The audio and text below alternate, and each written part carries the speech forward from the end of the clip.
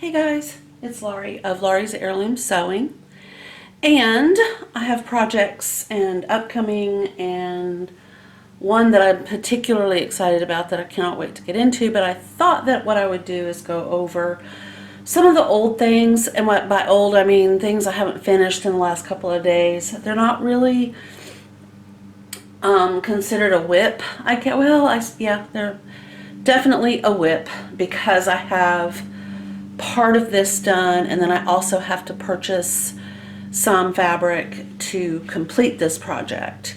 So this is the one that I finished, the apple butter, and I mean I am calling this red work, but we all know it's not red work, it's just red embroidery floss. So, and it's not the right red, but I happen to like it, and I'm very pleased with the way this project is going.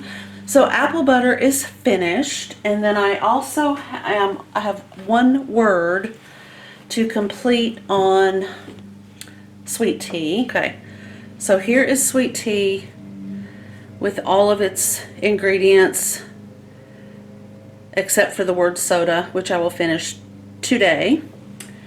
Now I noticed in this particular version, as you can see, I have very small words and letters and numbers. They're just tiny. And then over here, they're massive.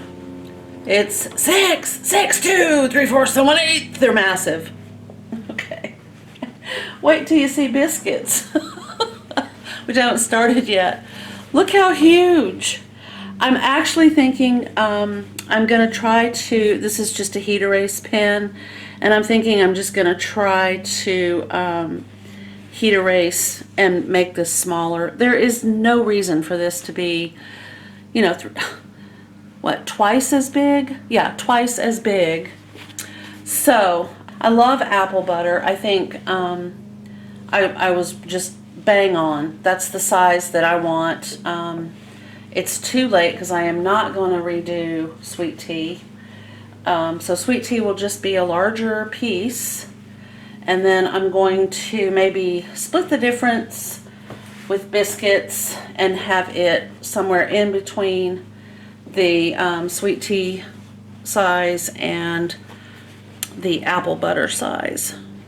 Okay, and I think I might be going to JoAnn Fabrics today because I really want to get my hands on some fall fabric. I mean, I woke up this morning and I really wanted to sew, so I came in here. It was about 5:30, I think. The sun was just starting to come up. And by the way, my prayers are with everybody who is dealing with the horrible effects of the fires over here. Today is September 10th of 2020. Our daughter and her husband and their pets are really right in the thick of some of the fires in Oregon, and it is just so horrible. So our hearts go out to them and everyone who is suffering. If you have to evacuate, please do. Don't be risky. My prayers are with you all. Okay, so moving on. So I cut out, because I just had to do something at 5:30 this morning. I had leftover fabric, and I decided to cut out these heart shapes out of 3 different pieces of fabric. So of course I have the Santee Blender's green leaf. Actually, it's leaf, not green. And then I have the watercolor, which has the little birds and the beautiful flowers. And then I have the Stitch and Sparkle Marie's Picnic, and this is the kite version. And then the same thing on this one.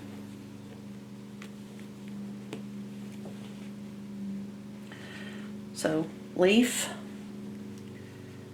kites, and I noticed I cut this little bird upside down. So probably what I'm going to do, because I don't, and the butterfly, is I'm going to trim out.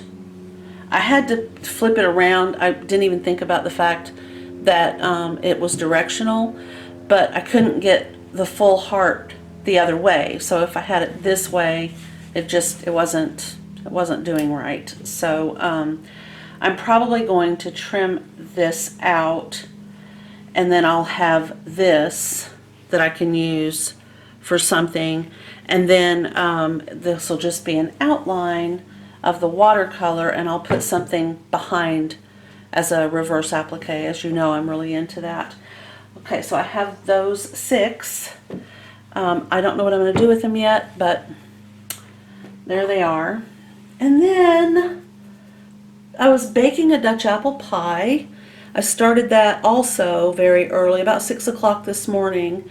I cut up remaining apples, and then I cooked it with maple syrup and brown sugar and a little bit of orange juice and about a tablespoon of cinnamon. I let that simmer for about 2 hours. And then I made my crust, and then I just baked the pie. But during all that process, look what arrived. So we're going to see. I know what it is. I'm very excited. We'll just give you a hint by doing that. And doing that. Okay, so it's the grand opening. Yay!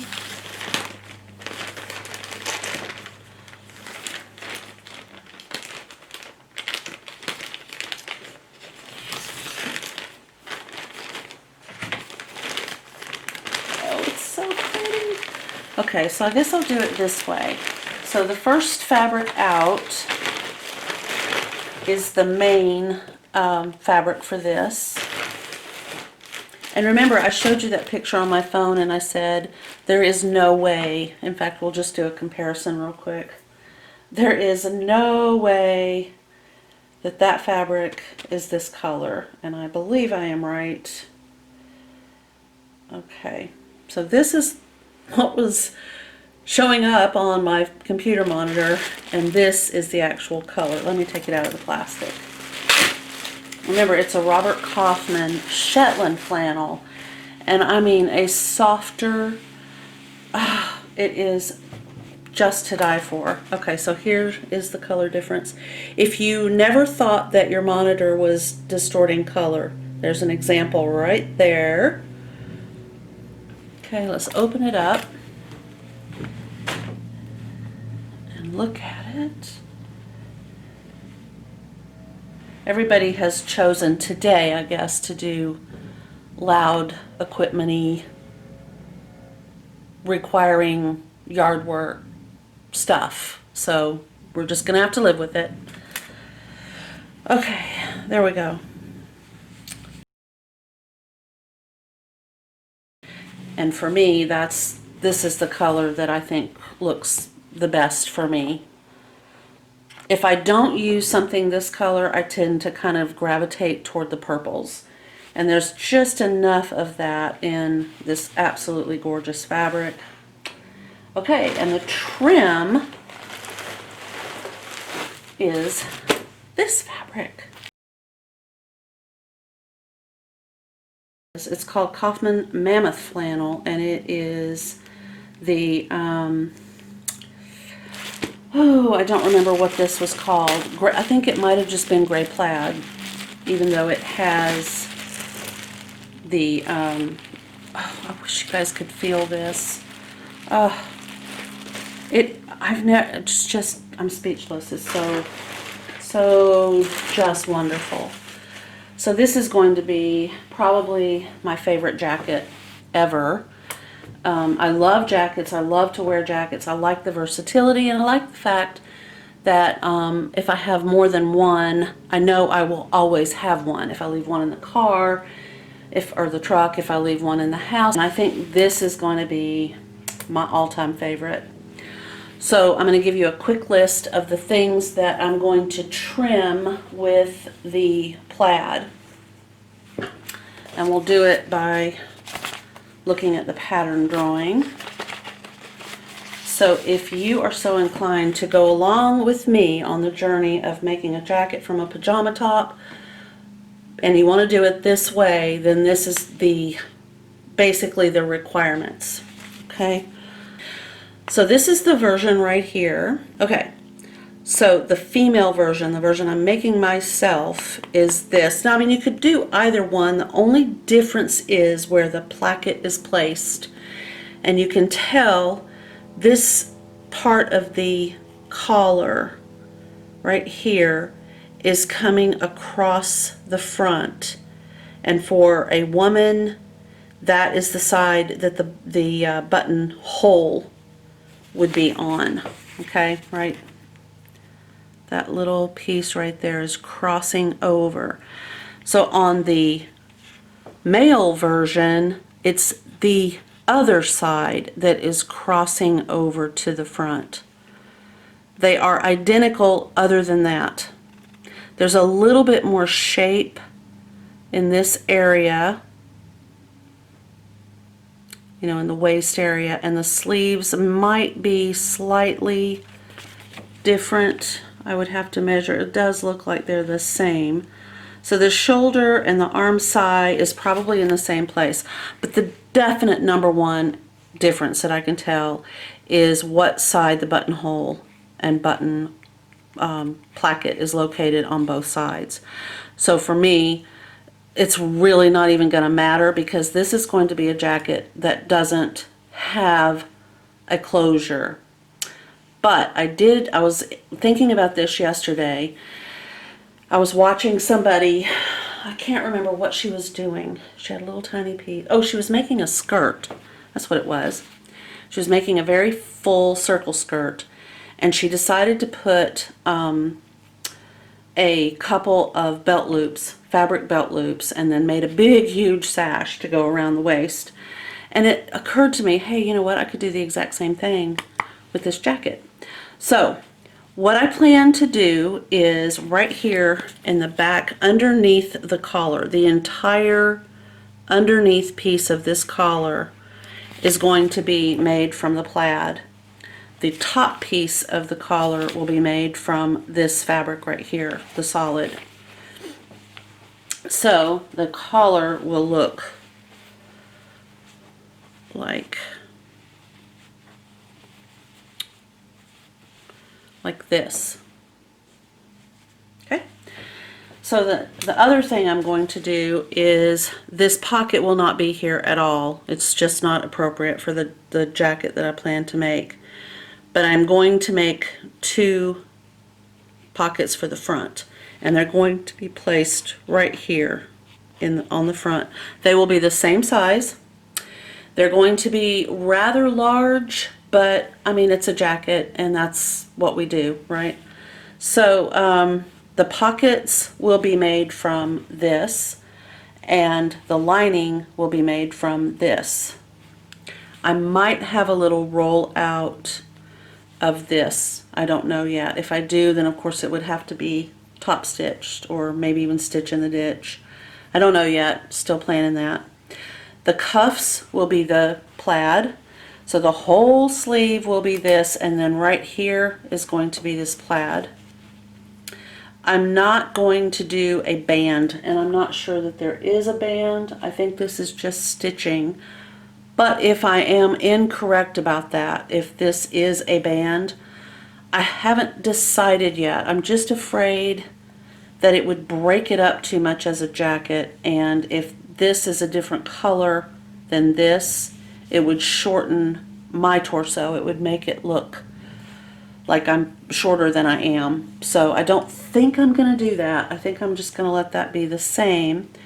But I may line these little slash side hem pieces, I may line those with this.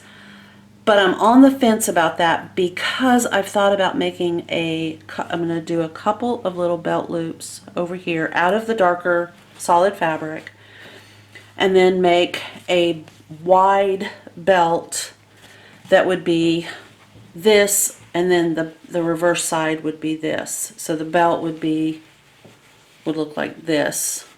You would have, and then when you tied it in a bow, you'd get either or, which I think would be really pretty. Okay, so really quick recap on that. Underside of collar, plaid. Sleeve cuffs, plaid. pockets lined with plaid, belt lined with plaid, and the everything else, including the belt loops, would be the solid fabric. Okay, so the only thing I have left to do is I need to go today to JoAnn and get some thread, and then this particular version of this pattern is size BB, and it ranges from XL to triple XL. If you flip this over on the back, it will tell you what that particular size correlates to as far as your measurements. So all the way from XL to triple XL, you'll be over here. The first three do not apply to this particular pattern.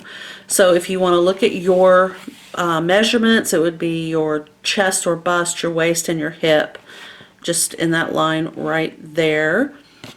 If it's hard to measure your body, take out one of your jackets that you like that fits you, or a shirt that you like that fits you, and do just some measurements. You know, kind of measure, like measure the finished side from underneath the armhole to the edge. Get that measurement, do the same thing on the other side, add those two numbers together, and then measure across the back. And then add all of those three numbers together and see which one best correlates to this right here. And same thing with your waist. Now, unless you're making the entire thing, if you're making pants and the knit top and all of that, you really won't need anything else other than your chest bust measurement. The other thing you might want to look at is sleeve length. Sometimes that can be a little bit of a, you need to bespoke that a little bit. So just kind of measure the sleeve and see where you want that cuff to fall. Do you want it down here? Do you want it for more up here? You know, just where are you most comfortable with where that is going to fall. And if you look at her, it's right across the top part of the bottom of her wrist. So it's right there. And that is likely where it will fall on the average person. Okay? So, so if you get all your measurements and you figure out which one of these sizes you want for your jacket, then there's two things. Either trace it onto tracing paper and then cut that out, or just cut out the biggest size, the triple XL, and then use tracing, you know, dressmakers tracing paper and a tracing wheel, and trace it onto your fabric. Be careful about the fabric choices that you make, because sometimes that tracing ink isn't as inclined to release, and I just find it easier to use something like chalk. It works really well for just the quickness of cutting out. You won't really have to worry about it, you know, living on your fabric for the rest of its life. But if you just go to, say, Walmart and get a big, huge roll of brown shipping paper, you can trace the size you want using that dressmaker's, you know, paper and the wheel, and then cut that out, and then you have a pattern from this in the size that you want to make. So that's the other option that you have. And then just remember that we are using specifically pieces 3, 5, 8, 7, 6, and 9. We do not need piece 4, and we do not need piece number 10. Piece 10 is the buttonhole guide, and we're not making buttonholes, we're not putting buttons on it, so we don't need that piece either. Okay? All right, so I will get this cut out. At some point I have to go work outside for a little while, and then I'll come back and get this pattern cut out, and then we're going to cut out the fabric.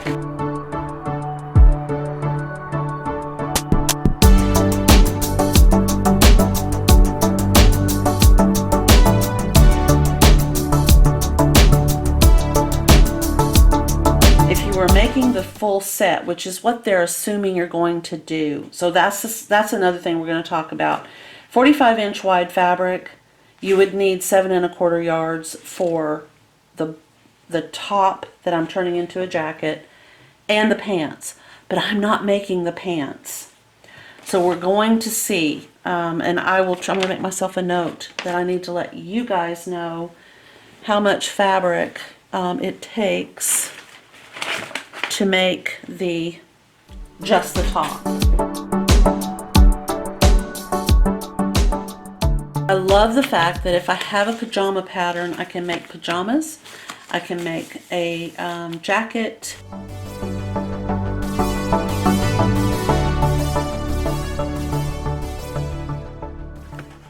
Hey guys, I'm back.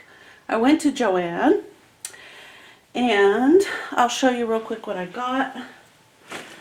So for my projects, just for me, that beautiful plaid that was cut incorrectly. I almost said something, but I'm familiar with the lady who was working, and I know that it would have been devastating to her, so I just left it alone. But she didn't cut it correctly. Then I found that, which, I mean, come on, is that not? Oh, I love it. And then, as we know, I've been working on the red work, and I was determined to get the proper colors of DMC. Oh, sorry, I kicked the camera. The proper colors of DMC to do actual full-on turkey red madder root dye.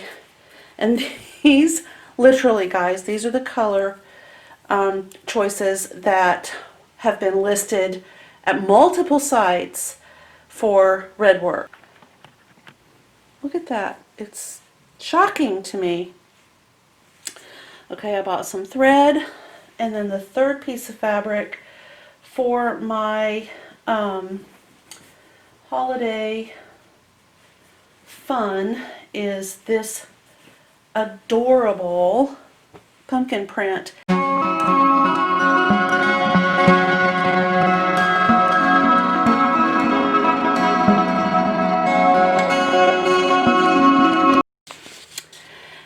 And then I'm going to make my sis a pair of fleece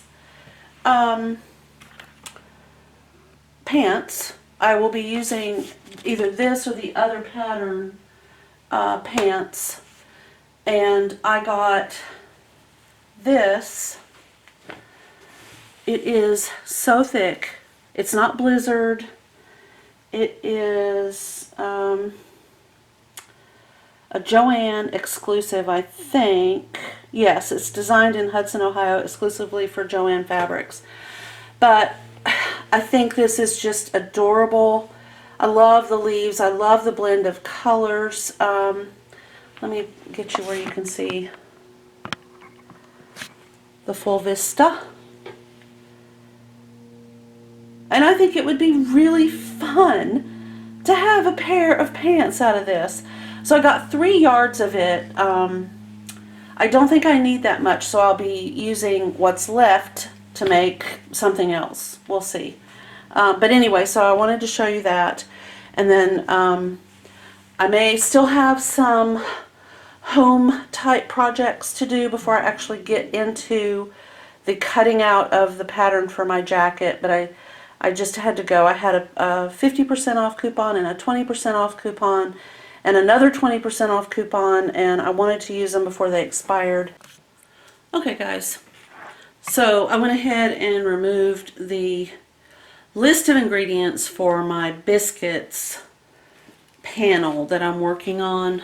I took a picture of the one that I had originally written so that I would remember what order they were in and you know how it actually looks. And I'm just going to rewrite it right now with a smaller, smaller size font. It's basically the Laurie font. Oh, okay. My Coats of Gold back in 1974. Yep, that's not me, but I am in here. So we'll talk about that sometime if anybody wants to. Okay, oh, we gotta go back to the, here we go.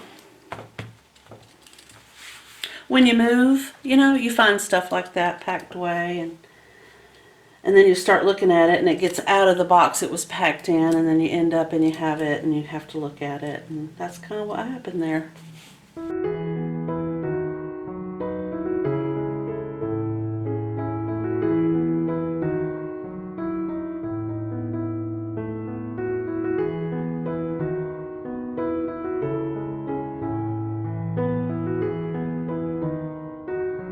So what bothers me now is that my little basket is so far off.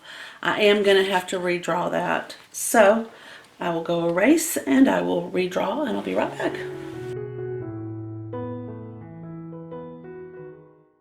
And then I made my little things that look like potatoes. They don't really look like biscuits.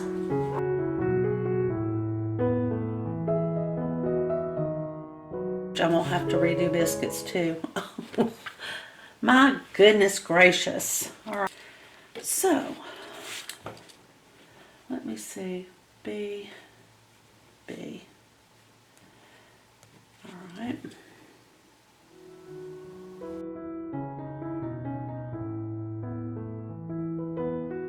So, now that's even a little bit more appropriately sized.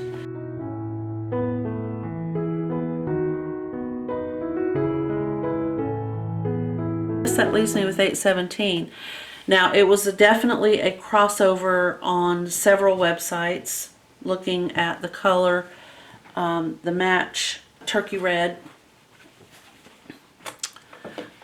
but I could only find one brand that was like, I don't know what to say. I mean, consistently across the board, 100% listed as a complete and total match. And I am really drawing a blank. I'll just pop it up on the screen when I'm doing the edit. Okay, so my plan had been to start cutting out the pattern pieces for the jacket, and I may still get to that yet. However, around the house here we've had a couple of projects go sideways. We had to build a couple of gates, one for each end of the deck, to keep the dogs on the deck sometimes. So anyway, the gates have to be painted. The paint match did not match, so now all of the deck rails have to be repainted. Tell you is that whatever this floss is that I purchased in a huge quantity on Amazon with no name other than just floss, it tangles terribly. It is not smooth. It does not like to go through this muslin. Normally I don't have a problem. If I'm using DMC or Anchor or any of those types of floss, they'll all go through, especially with a large needle like the one I'm using right here.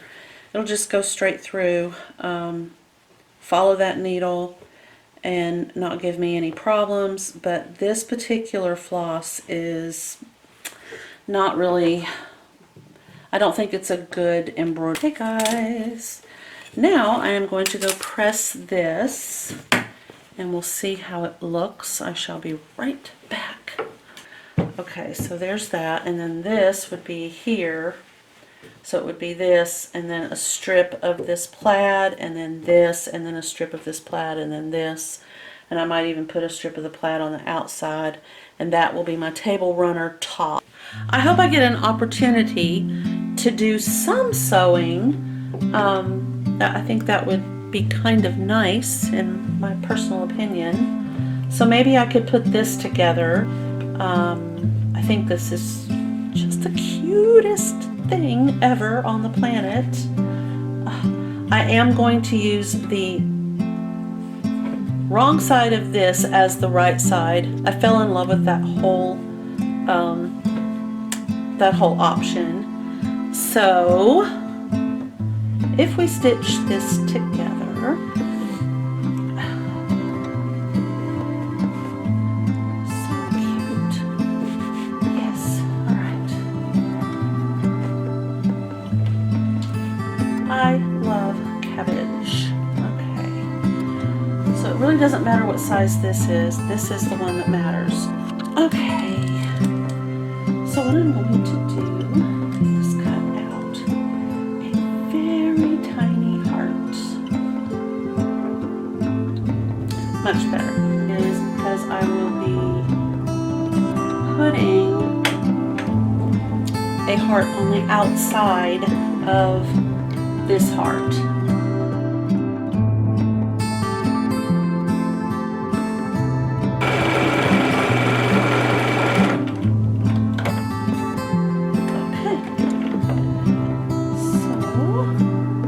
Fray now, I don't have to worry. Okay.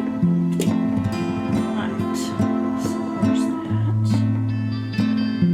I can go all the way around my heart. I don't have to leave anything open.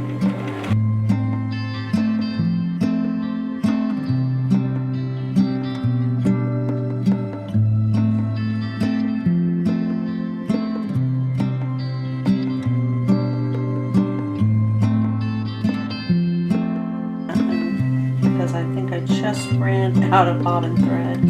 Weird. Make sure that you clip curves and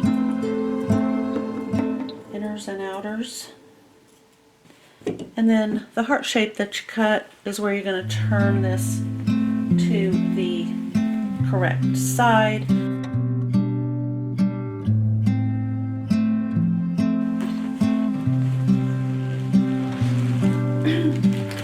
And then you have your polyfill, of course.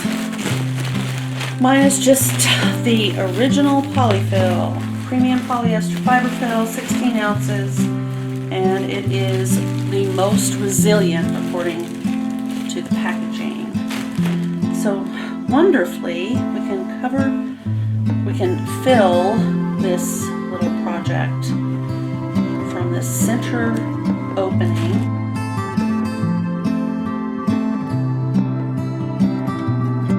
Okay, I'm going to go cut this into the shape of a heart. I'll be right back.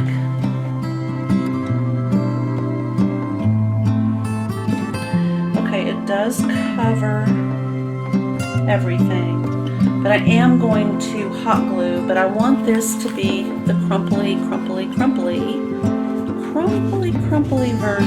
because I'm in love with that now. It's like my new hotness.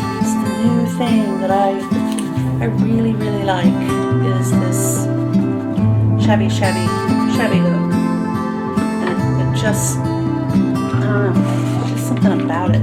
All right, so now I will take my hot glue gun and I'm gonna go around the outer edges like that. And I know that this heart is bigger, so there will be like a fray. I'm going to take this piece of wood and I'm going to tap it down just a wee bit and see how it kind of hangs out. I guess a little bit more over here, not too much. There we go. That's good. All right, and then buttons.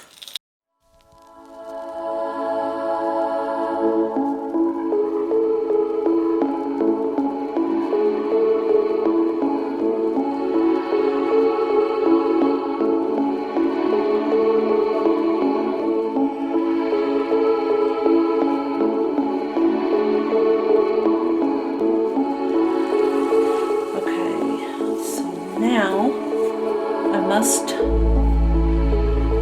decide what I want to use to hang this with, and I'm going to glue it as well. So I can cut this with my fabric scissors. again, I'm just going to Shabify.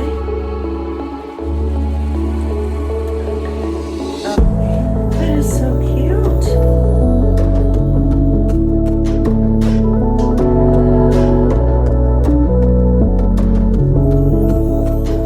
Okay. So there it is. I'm going to hang that on the other. I have French doors in my sewing room, so I have 2 doorknobs, 2 doors. I'm going to hang this one on the other one. All right, I'm going to let you see what I'm seeing. So that's the new one right there.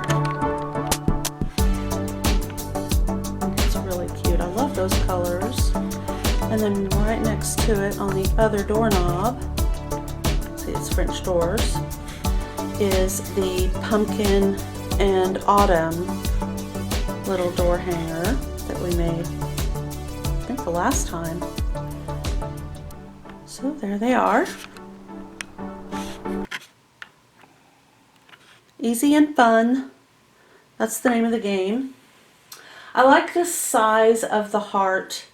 It's a big heart that kind of makes that oddly Americana sort of statement, but in a floral print.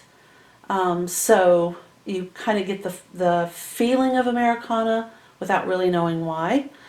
I love it. So anyway, tomorrow is the jacket day, and pretty soon we'll be starting on the fleece pants and some table runners.